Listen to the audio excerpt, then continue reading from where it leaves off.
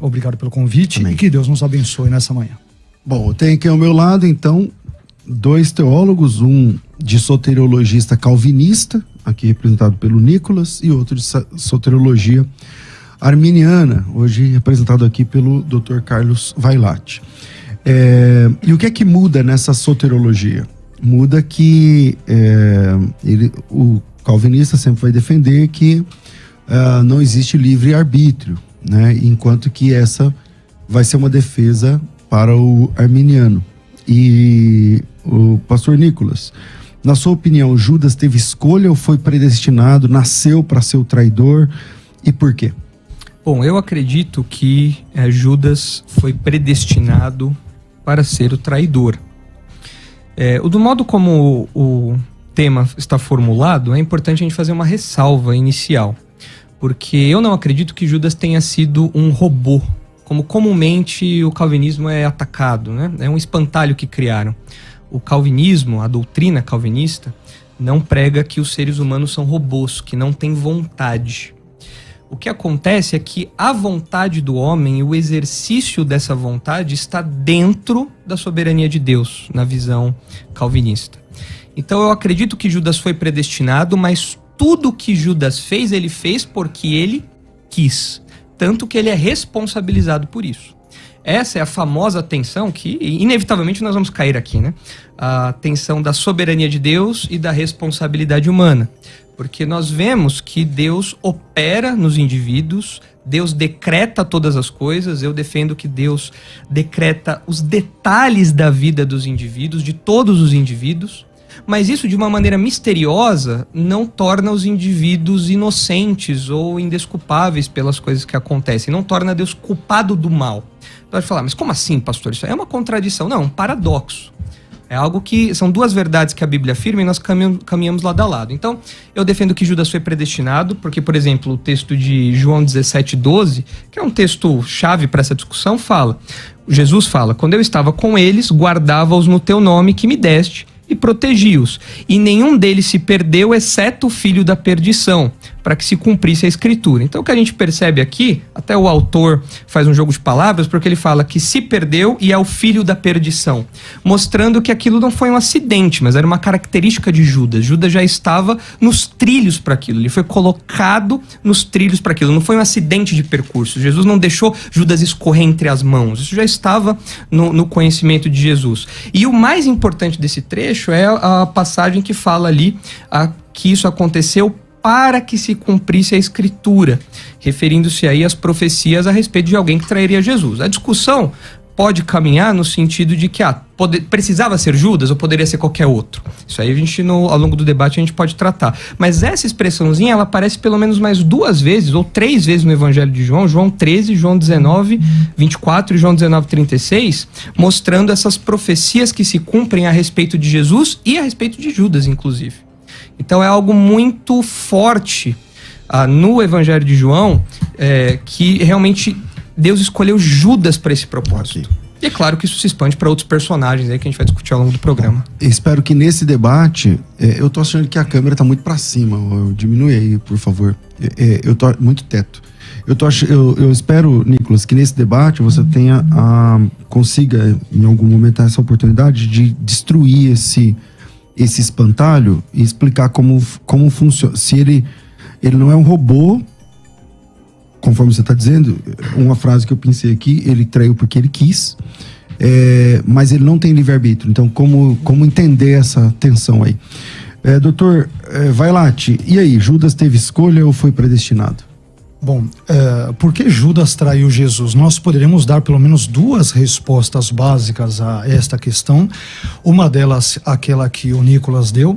E a primeira resposta justamente é esta: Judas traiu Jesus porque Deus, que determina todas as coisas, ele, por exemplo, também determinou que Judas o trairia. Mas ele fez isso de tal forma, argumentam os nossos irmãos calvinistas, tal forma esta que nunca pode ser explicada, nenhum calvinista consegue explicá-la, a tornar Judas responsável pelos seus atos. Mas essa perspectiva, se este de fato foi o caso, nós temos então problemas, entendo eu, seríssimos e intransponíveis, um dos quais eu gostaria de brevemente expressar por meio do seguinte silogismo. Premissa 1, Deus determina todas as coisas, e o Nicolas concordará com essa premissa. Aliás, ele vai concordar com todo o silogismo, né? Premissa 2, os pecados de Judas não é só a traição, esse ponto é importante. Os pecados de Judas, tais como, por exemplo, a sua ambição pelas 30 moedas de prata, a sua ladroagem, porque o texto bíblico diz que ele era ladrão, a sua traição de Jesus, o seu afastamento do apostolado e o seu suicídio por enforcamento, são coisas. Conclusão, logo, Deus determinou todos os pecados de Judas, mas ele fez isso de tal forma a se isentar, digamos, moralmente, ele não tem nenhuma culpabilidade por isso, e a culpa toda é de Judas. Isso para mim não é um paradoxo, isso é uma profunda, escancarada, clara e evidente contradição. Mas, se Deus então determinou todas as coisas, incluindo todos os pecados de Judas, então é impossível não chegar à conclusão lógica de que Deus é o autor do mal e do pecado. Além disso, se Deus determina tudo o que acontece, então a liberdade ela é um conceito meramente ilusório e não algo real. Nós vivemos simplesmente num mero teatro e nada mais do que isso. Uma segunda resposta, que é a que eu advogarei nesta manhã, respeitosamente, evidentemente, ao meu interlocutor e a todos os queridos irmãos calvinistas e de outras perspectivas teológicas, é a seguinte: Judas traiu Jesus livremente, podendo não tê-lo traído. Mas como Deus é onisciente, logo ele sabia desde a eternidade que Judas trairia livremente a Jesus. Então, de posse desse conhecimento, Deus simplesmente inspirou o registro desse fato e dessa traição nas Escrituras. Então, eu acho que essa explicação é mais condizente com o caráter de Deus revelado nas Escrituras. Existem outros pontos que o Nicolas mencionou, por exemplo, sobre o filho da perdição, que eu não sei se agora eu também não quero monopolizar o debate. No momento apropriado eu responderei ponto a ponto que ele falou, mas eu não quero atrapalhá-lo. Ok. Nicolas, vamos lá. Bom, é interessante que esse paradoxo que eu mencionei, eu acredito que ele não seja uma contradição real, é uma aparente contradição porque nós temos uma mente limitada. É importante a gente lembrar que tanto a visão calvinista como a visão arminiana lida com paradoxos, porque a Bíblia é um livro, é uma revelação divina, então existem verdades que transcendem o nosso entendimento. Por exemplo, nós lidamos com tensões lógicas no que diz respeito à trindade. Nós somos seres unipessoais ou monopessoais e nós estamos tentando aprender um pouco mais, nos relacionarmos com um Deus que é três. Até a nossa linguagem tropeça nisso. A mesma coisa vale, por exemplo, para a união hipostática. Jesus tendo uma natureza humana e uma natureza divina. Nós não temos essa realidade, então isso foge do nosso escopo. E eu acredito que o caso da responsabilidade do homem, da soberania de Deus, seja mais uma tensão lógica que a Bíblia põe e que o autor bíblico não está preocupado em nos explicar. Ele apenas coloca ali e nós temos que caminhar com isso, afirmando as duas verdades. Não é uma ou outra, é uma e outra. Ainda que na nossa lógica isso não seja possível alinhar isso. E é interessante que o pastor Augusto comentou da acusação que comumente é feita aos calvinistas de que Deus, ele por controlar tudo, ele seria então o autor do mal. Mas é interessante que o próprio Armínio, ele via a questão de um jeito diferente, que é um jeito calvinista, até é engraçado, ironia, né? Mas olha só, Armínio pensava de forma semelhante. Estou lendo aqui um trecho de As Tocantes Verdades da Flor, o livro do pastor Marcos Durão Conato, que cita Armínio. Armínio pensava de forma semelhante, dizendo que todas as ações, agora é aspas do Armínio, todas as ações de qualquer natureza a respeito do mal podem ser atribuídas à providência divina, devendo ser empregada apenas uma cautela para não se concluir que Deus é o causador do pecado. Isso está na Declaração de Sentimentos, na seção 2. Ou seja, para Armínio, que, claro, bebeu ali do calvinismo, teve contato com isso e tudo mais, existe essa realidade. Então ele lidava com isso muito bem. Ele falou, olha, a gente não entende isso, mas tudo tem que ser dado à providência de Deus. A providência de Deus é a administração de Deus da história, de todos os detalhes. O que a gente não pode fazer é falar que Deus é o culpado do mal, falar que Deus é o culpado do mal moral. Então é isso que nós não podemos fazer. Quando nós falamos especificamente de Judas, nós temos outros textos que mostram a figura de Judas como um personagem que foi escolhido por Deus especificamente e que não tinha como desistir de trair Jesus porque ele havia sido destinado para isso. Por exemplo, em Atos 1,16, quando os apóstolos fazem uma avaliação retroativa de tudo que aconteceu, dirigidos pelo Espírito Santo, eles dizem o seguinte: irmãos, convinha que se cumprisse a Escritura, que o Espírito Santo proferiu anteriormente por boca de Davi acerca de Judas, que foi o guia daqueles que prenderam Jesus. Está em Atos 1,16. Quando nós olhamos para outros personagens bíblicos, agora saindo um pouquinho de Judas, nós percebemos que Deus escolhe não apenas indivíduos para fazer o mal, como no caso de Judas, mas escolhe indivíduos também para fazer o bem. Se nós aplicamos uma máxima a Judas, nós precisamos aplicar a máxima também aos demais. Então, no caso de Jeremias, em Jeremias 1, versículos 5 a 7, está escrito assim: antes que eu te formasse no ventre materno, eu te conheci. Aqui, conhecimento como uma escolha de relacionamento, pelo menos é assim que nós entendemos a esse termo aqui. E antes que saísses da madre, te consagrei e te constituí profeta às nações. E é interessante que na sequência Jeremias fala: então lhe disse eu, Senhor Deus, eis que não sei falar, porque não passo de uma criança. Jeremias está tentando passar para frente, fala: não, isso daí não rola para mim. Se ele tivesse liberdade, ele teria pulado fora, mas olha o que Deus fala na sequência, ele corta as linhas de Jeremias, né? Mas o Senhor me disse: não digas, não passo de uma criança, porque a todos a quem eu te enviar irás, e tudo quanto eu te mandar falarás. Saindo de Jeremias, nós chegamos em Paulo. Lá em Gálatas 1, ele diz o seguinte, versículos 15 e 16. Quando, porém, ao que me separou, a ideia aqui de separar é colocar a parte para um propósito específico. Esse é o termo usado ali. Quando, porém, ao que me separou antes de eu nascer e me chamou pela sua graça, aprouve revelar seu filho a mim, para que eu pregasse entre os gentios. Sem detência, não consultei em carne e sangue, ele continua defendendo seu apostolado. Então, a gente vê que Judas foi escolhido para trair, Jeremias foi escolhido para profetizar, Paulo foi escolhido para ser apóstolo, e nenhum deles poderia ter escolhido algo diferente, porque Deus havia determinado isso para eles antes mesmo deles nascerem. Então, quando a gente coloca todos esses textos lado a lado, a gente vê realmente que Deus determina os detalhes das vidas dos indivíduos. E outros textos que eu quero mostrar aqui também, que falam a respeito desse assunto. Ok, doutor. O Nicolas falou várias coisas aqui, eu vou tentar mais ou menos aí trabalhá-las, né? O tempo é muito pouco, né? Então vamos lá. Primeiramente ele citou a Trindade e a união hipostática como mistérios. E eu concordo com isso, normalmente qualquer cristão protestante evangélico concordará com isso. Disso não se segue, por exemplo, que quando falamos da soberania divina e da liberdade humana, de fato existe esse mistério, eu transborde o mistério da Trindade e da união hipostática para a soberania divina, ou seja, Deus determina todas as coisas, mas ao mesmo tempo ele faz isso de tal forma esta que simplesmente é um jargão que é impossível de ser explicado, e a meu ver, claro, respeitosamente é contraditório, eu não posso transbordar isso para esse conceito de responsabilidade humana. Ele citou o texto do livro do pastor Marcos, do Granconato, que eu aliás conheço também, citando Armínio, mas Armínio disse muito mais do que ele disse. Ele citou um trecho seletivo, ele não citou outros trechos muito mais importantes que este, onde Armínio critica Calvino e Teodoro de Beza, e ele diz que ele apenas aceita que Deus decreta ativamente coisas boas, mas permite as más e os pecados, e isso ele não citou no livro, só para corrigir esta citação. Ele citou também Jeremias, Paulo sendo escolhido. Paulo, ao longo do livro de Atos, ele vai dizer que ele não foi desobediente à visão celestial. Não há um determinismo rígido em que ele não poderia de jeito nenhum obedecer a Deus. Ele diz: eu não fui desobediente, o que implica dizer que ele poderia ter desobedecido a Cristo.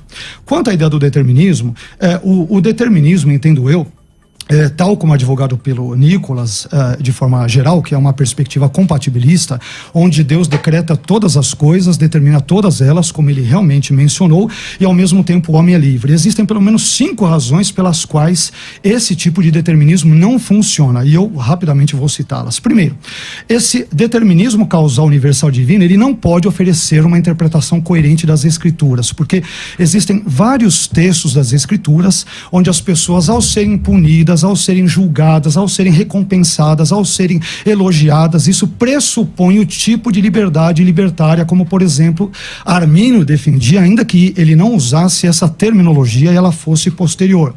Em segundo lugar, o determinismo causal universal ele não pode ser afirmado racionalmente.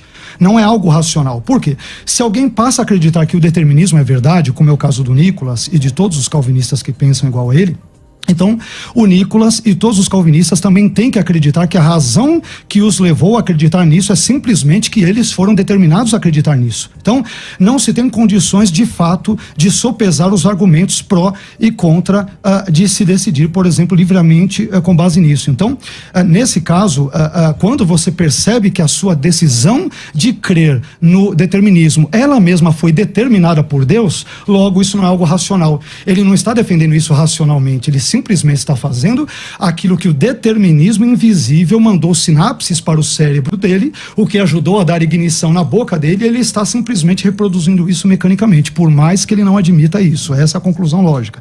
Em terceiro lugar, o determinismo universal divino, ele torna Deus o autor do pecado e nega a responsabilidade humana, como nós mencionamos, por mais que também se negue isso de forma geral. Em quarto lugar, o determinismo universal divino, ele anula a agência humana. Ora, se Deus determina total, meticulosa e exaustivamente todas as coisas, Deus determinou que o Nicolas estivesse anotando agora, inclusive, as minhas observações. Por exemplo, então ele não é livre para fazer o que ele faz. Então, ele simplesmente é um instrumento, como um pedaço de madeira que alguém pega e funciona como uma alavanca. Ele não é um agente real. Ele é simplesmente um instrumento, como um revólver na mão de um policial, de um bandido, onde um agente único é real, é aquele que o atira. Então, todos nós passamos de meros instrumentos. Eficaz apenas para aquilo que foi criado. Perfeitamente, mas nós não temos, portanto, a nossa volição. Por quê? Porque ela nunca pode contrariar a vontade divina. E em quinto lugar, o determinismo divino universal, ele transforma a realidade em uma farsa. Tudo é um mero teatro de forma geral. Agora, se você me permite, caminhando um pouco mais adiante, o Nicolas citou o texto de Jeremias, capítulo 1, versículos 5 a 7. Eu quero citar 3 textos de Jeremias. E esses 3 textos, eles são interessantes porque eles desmentem a ideia normalmente propagada, que, por exemplo, quem colocou o futuro lá para que possa conhecê-lo, então Deus necessariamente deve tê-lo colocado. Será que é isso mesmo? 3 textos de Jeremias desmentem isso. E se eu tenho um único texto que funciona como exceção, ele destrona todos os demais pontos relacionados a essa perspectiva. Jeremias 7, versículos 30 a 31.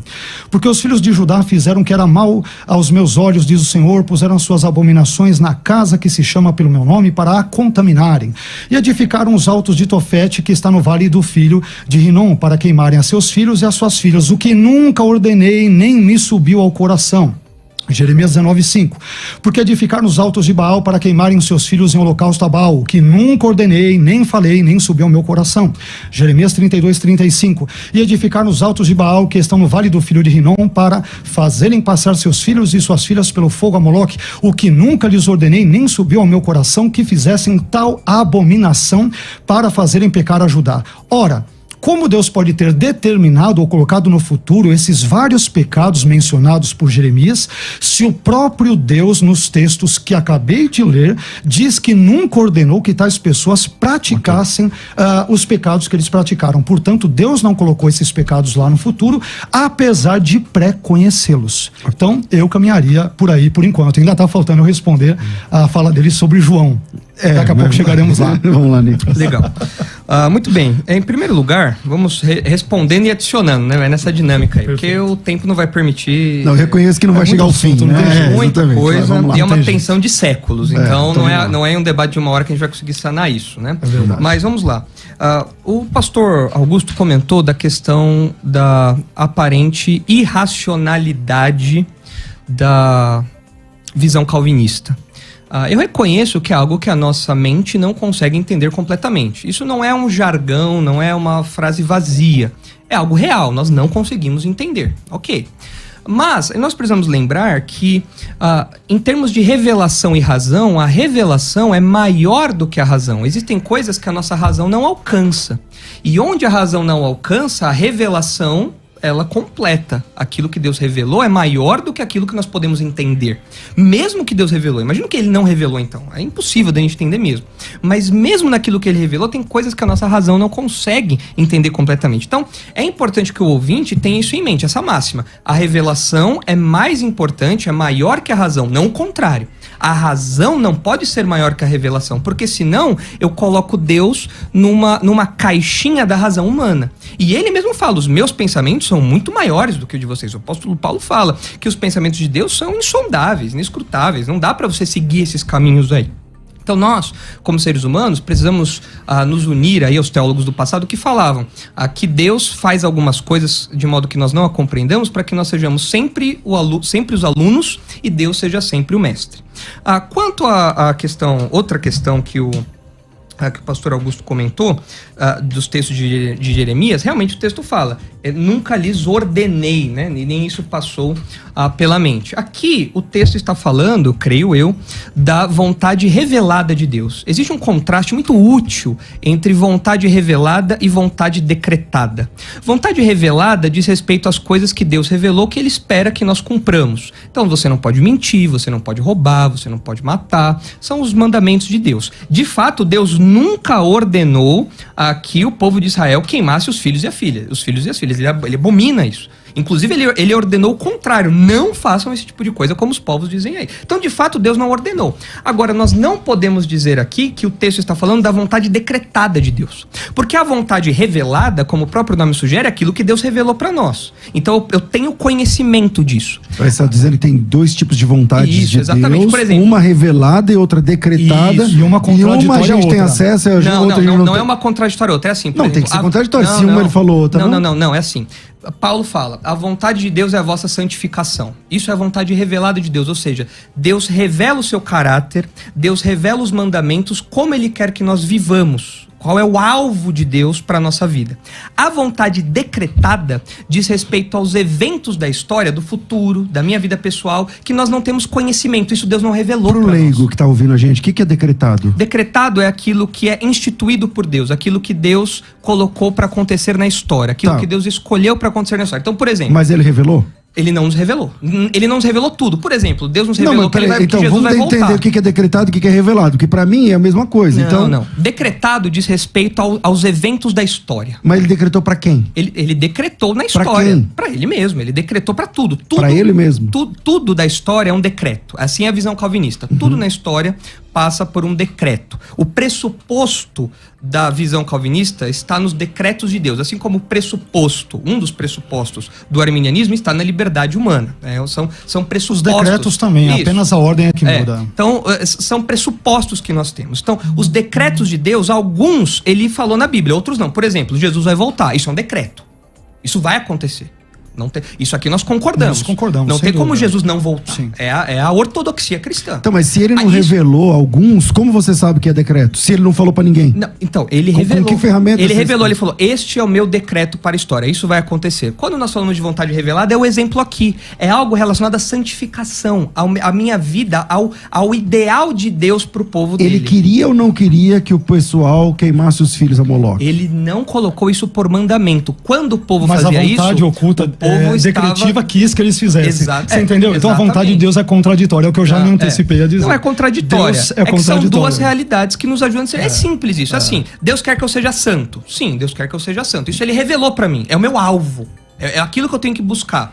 Mas será que Deus me escolheu para ser crente? Será que Deus escolheu tal pessoa para ser crente? Isso Deus não revelou. É um decreto que está só na mente de Deus. E conforme a história vai sendo executada, esses decretos vão aparecendo na história. Mas no momento que uma coisa se choca com a outra, como nos 3 textos apresentados... Sim, não qual é a verdade? Não se choca, porque aqui está falando da vontade assim, revelada. No texto Deus, ele diz assim, eu não mandei que vocês queimassem os filhos a Moloque. Ou seja, eles desobedeceram. Ou seja, eles foram contra aquilo que Deus revelou. Como que Deus obedeceu o decreto? Como eles desobedeceram se eles não têm vontade? Não, mas eles... eu não disse que eles não têm vontade. Sim, mas já voltamos ao paradoxo. De Deus lá atrás que eles caíssem nisso. Mas não é disso que o texto está falando. O texto está colocando culpa sobre eles. Okay. E como que o texto... Peraí, rapidinho, só deixa eu avançar mais um pouquinho. Como que o texto está colocando culpa sobre eles? Olha, eu revelei a minha vontade e vocês não cumpriram isso. Agora, a mecânica por trás dessa desobediência não está no texto. E a vontade era que não matassem as crianças. A vontade...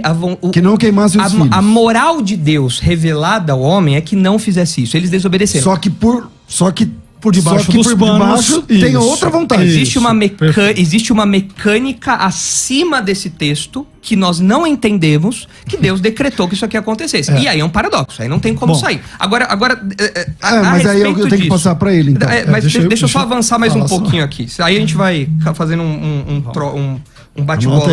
Anota aí. Olha aqui, no livro Deus é Soberano, de A.W. Pink, uma obra excelente, referência nesse conheço assunto. já. Muito boa. Diz assim: poucos, por certo, serão aqueles que ao ler este livro virão a questionar a afirmação de que Deus sabe todas as coisas e delas tem presciência. Isso nós concordamos. Mas talvez muitos hesitem quanto a ir além desse ponto, que é o caso do pastor Augusto, do arminianismo. Mas é óbvio que se o Senhor Deus conhece de antemão todas as coisas e que também as preordenou, não é mesmo? Não é evidente que Deus conhece de antemão o que virá a ser porque Ele mesmo decretou? A presciência de Deus não é a causa dos eventos, pelo contrário, os eventos são efeitos do seu eterno propósito. Quando Deus decretou que algo acontecesse, sabia que aconteceria. De acordo com a natureza das coisas, não se pode saber acerca do que há de ser, a não ser que seja algo que sucederá com certeza. Nada é certo que acontecerá, a não ser que Deus o tenha determinado. Então aqui há uma questão lógica, porque, como o pastor Augusto colocou, se há um futuro no qual Deus tem apenas conhecimento, e é comumente dito, né, simplificado, quem colocou o futuro lá, a questão pode ser ampliada da seguinte maneira: o futuro, a história, vamos trocar futuro por história. A história, quem deu o pontapé inicial na história? Deus. Deus criou todas as coisas. Antes da história não existia nada, se é que podemos dizer isso, além de Deus. Se Deus dá o pontapé, ou a história é um acaso e Deus reage à história, ou Deus é o autor da história. Então nós temos esses dois caminhos. Eu não acredito que Deus jogue dados com o universo. Eu acredito que Deus seja o soberano da história. Ok, vamos lá. Doutor. Por favor, você ia fazer alguma pergunta para mim, não? Eu tinha que fazer um intervalo, mas eu comecei com quem? Senão, eu comecei com você, né? Eu não me lembro. Eu comecei com ele. Comecei com ele. Então eu vou finalizar com você e vou pro intervalo. Tá bom. Vamos lá. Bom, perceba que isso é típico do calvinismo, essa dicotomia que não é só contrastante, mas contraditória, por mais que se negue e diga o contrário, entre a vontade revelada e a vontade decretada. Então, Deus, na sua vontade revelada, ele diz no 8º mandamento: não furtarás, tanto em Êxodo no capítulo 20 quanto em Deuteronômio capítulo 5. Mas na sua vontade decretada, ele decretou e quis que Judas fosse ladrão. E sabe o que é pior dentro desse absurdo? No dia do juízo final do trono branco, Deus vai chegar para Judas e vai falar: menininho, né, por que você fez isso? Por que você ambicionou as 30 moedas de prata? Por que você foi um ladrão? Por que você traiu meu filho com um gesto tão lindo que é o beijo? Senhor, eu fiz isso porque o Senhor incondicionalmente decretou e eu não tinha como fazer algo contrário. Quer dizer, isso é o cúmulo do absurdo. Isso não faz o menor sentido biblicamente. Não estou falando apenas de lógica, mas estou falando em termos bíblicos, né? Então isso não tem a menor racionalidade. Então não basta que uma doutrina, obviamente, ela seja revelada, ela tem que ser revelada. Eu creio nesse sentido com Nicolas, eu faço coro com ele que a revelação é mais importante do que a razão, mas Paulo também vai dizer para Timóteo, em uma das epístolas pastorais, o seguinte: evite contradições. E o Deus retratado na perspectiva calvinista, e de novo respeitosamente falando de ideias, de elementos filosóficos e tudo, ele é absolutamente contraditório. Ele diz: eu nunca ordenei que vocês queimassem os seus filhos ali a Moloque, que vocês erguessem os altares a Baal, mas no seu decreto oculto por debaixo dos panos ou do tapete, me permita usar essa linguagem, ele agiu de uma forma em que os judeus, os israelitas, não poderiam contrariar a vontade divina secreta e oculta, e eles serão culpados no final da história. Isso não tem o menor cabimento, é uma coisa absurda, isso não é paradoxo, isso é o cúmulo da contradição. Agora voltemos a João 17,12, que eu estou ensaiando uma resposta, eu vou ver se eu consigo agora trabalhá-la, né? Bom, João 17,12 diz: estando eu com eles no mundo, guardava-os em teu nome. Tenho guardado aqueles que tu me deste, nenhum deles se perdeu, senão o filho da perdição, para que a escritura se cumprisse. Ótimo texto, muito mal interpretado por muitas pessoas. E nós vamos tentar elucidar isso agora brevemente. O que significa a expressão o filho da perdição? É a expressão grega horuios tesapoleias, o filho da perdição, que também aparece aplicado ao anticristo em 2 Tessalonicenses capítulo 2, versículo versículo 3. Mas para nós respondermos a essa pergunta, nós temos que entender os diversos significados que a Bíblia dá à palavra filho, ben em hebraico e huios em grego. E nós encontramos pelo menos 4 sentidos quanto ao termo filho na Bíblia. Eu vou dar todos esses exemplos. Primeiro, filho ele pode significar simplesmente o descendente imediato de alguém. Por exemplo, é neste sentido em que Davi ele é chamado de filho de Jessé em 1 Samuel 17:58. Ele é um filho imediato. Em segundo lugar, filho pode significar descendente distante de alguém. É nesse sentido que Jesus, na genealogia, em Mateus capítulo 1 e versículo 1, ele é chamado de filho de Davi, filho de Abraão, ou seja, descendente numa linhagem mais distante de ambos. Em terceiro lugar, filho pode significar alguém que tem as características de. E é nesse sentido que, por exemplo, os filhos de Eli, Ofni e Finéias, eles são chamados filhos de Belial, ou seja, filhos do maligno. Ofni e Finéias, eles são tão ímpios que é como se o seu verdadeiro pai fosse Belial, o maligno, e não Eli. E é nesse sentido também que os ímpios são chamados de filhos da desobediência em Efésios capítulo 2, versículo 2. Eles desobedecem tanto a Deus que é como se a sua mãe fosse a própria desobediência. Em quarto lugar, filho também pode significar alguém destinado a. E é nesse sentido que a expressão filhos da ira ocorre em Efésios capítulo 2, versículo 3, ou seja, os ímpios... Éramos por natureza filhos da ira. Exatamente. Enquanto se mantêm na impiedade, são filhos da ira no sentido de que eles estão destinados à ira divina, a não ser que se arrependam dos seus pecados. Bem, o que isso tem a ver com o nosso texto? No caso de Judas Iscariotes, e eu vou dar informações que inclusive calvinistas de peso e exegetas concordam comigo, e isso é importante para não dizer, mas ele cita só autores arminianos ou algo do gênero, não. Então, no caso de Judas Iscariotes e do anticristo, eu entendo que eles são chamados de Hohuios Apoleias, o filho da perdição, por 2 razões, que envolvem essas 4 perspectivas que envolvem o significado de filho mencionadas. Primeira razão, porque eles se comportam como perdidos. Não é porque Deus os destinou incondicionalmente, eu quero que Judas ele seja o traidor e ao mesmo tempo seja ladrão e que ele traque e não se arrependerá dos seus pecados. É por esta razão que o segundo sentido de filho dado à perdição.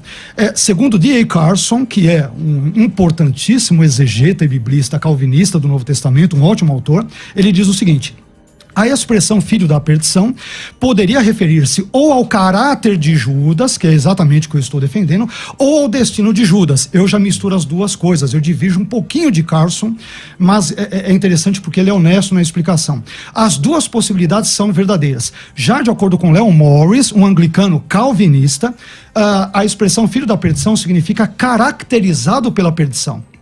E não que ele foi predestinado a ser perdido. Olha que interessante. Outro autor chamado Paul Event, ele vai dizer que a expressão filho da perdição, ela aponta também para o caráter em vez do destino. E aí, olha o que F.F. Bruce, de saudosa memória, calvinista, exegeta neotestamentário, diz. Eu vou citar um calvinista. Um dos maiores nomes do grego. Um dos maiores, estudioso, né? Abro aspas para F.F. Bruce, no seu comentário de João. Abre aspas. Apesar do sabor de predestinação da linguagem de João, Judas não se perdeu contra a sua vontade. Até aí o Nicolas vai concordar, mas o texto continua. Mas com sua concordância, ele, Judas, podia ter atendido ao último apelo que Jesus lhe fez naquele gesto de comunhão na mesa do cenáculo, mas decidiu, em vez disto, entender-se com o grande adversário, ou seja, o diabo. Jesus não tem responsabilidade pela decisão fatal de Judas. Olha o que ele vai terminar dizendo. Este, como os outros discípulos, fora dado ao filho pelo Pai, mas a apostasia é uma possibilidade solene mesmo entre aqueles assim confiados a Jesus, fecha aspas para o calvinista F.F. Bruce. Então, esse texto de João 17:12, ele é pessimamente compreendido, porque normalmente calvinistas, com raras exceções, eu percebo que eles não se atêm a esses detalhes básicos, eles não estudam o sentido de filho e simplesmente já presumem, filho da perdição, Deus já determinou incondicionalmente, não tem nada disso no texto.